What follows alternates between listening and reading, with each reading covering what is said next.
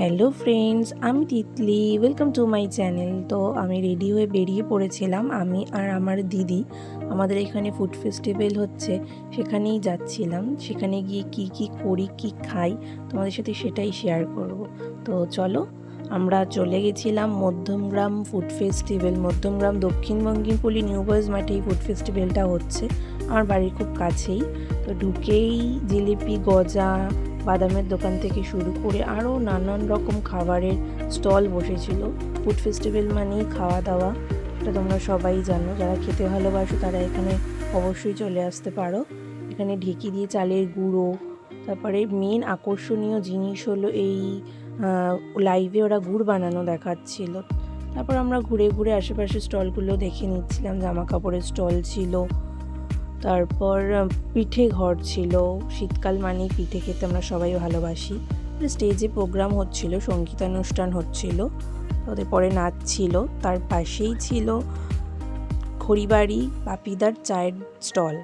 তো আগের বারও এখান থেকে চা খেয়েছি, খুব ফেমাস এই দোকানের চা, তোমরা এসে ট্রাই করতে পারো। আমরা 2 কাপ চা নিয়ে নিয়েছিলাম, আমি আর আমার দিদি। বাপিদা স্পেশাল রোমান্টিক চা বলে কথা। আর আমি তো চা লাভার, চাটাই আগে খেয়ে নিয়েছিলাম। চাটা বেশ ভালোই ছিল। চা খেয়ে আবার আশেপাশের স্টলগুলো দেখে নিচ্ছিলাম। আরও 2টো জামা কাপড়ের স্টল ছিল। তারপর পৌষ পার্বণ পিঠা উৎসব আর একটা স্টল ছিল। হ্যাংআউট ক্যাফ ছিল, মধ্যমগ্রামে যারা থাকো তারা অনেকে হ্যাংআউট ক্যাফ চিনে থাকবে, সেটার একটা স্টল ছিল। ব্ল্যাক অলিভস ছিল, কুলফিওয়ালা ছিল। এই বছর নিয়ে 3 বছর এখানে এই ডিসেম্বরের শেষে কি জানুয়ারি ফার্স্টের দিকেই ফুড ফেস্টিভ্যালটা হয়। তোমরা এসে এখান থেকে ঘুরে যেতে পারো, আর যারা যারা ফুড লাভার তারা তো অবশ্যই মিস করো না। তো তারপর আমার এই যে দাদার মেয়ে, ওর এখানে ডান্স প্রোগ্রাম ছিল। ওর ডান্স প্রোগ্রাম দেখবো বলে আমরা বসে পড়েছিলাম। তো ওকে তো আজকে পুরো সাদা পরি লাগছিল, দেখতে খুব মিষ্টি লাগছিল, খুব ভালো নাচ করেছিল। তারপর এটা আমার একটা দাদার মেয়ে, তো একটা পাকা বুড়ি, ওর সাথে আমি একটু খেলে নিচ্ছিলাম। অনেক দিন পর ওর সাথে দেখা হয়েছিল। টোটোকে একটু আমি কি বলবো, চটকেই দিয়েছিলাম পুরো। তো আবার গানের তালে তালে নিচেও নিচ্ছিল, কোলে বসে থাকবে না, নাচবে উঠে দাঁড়িয়ে গান শুনে।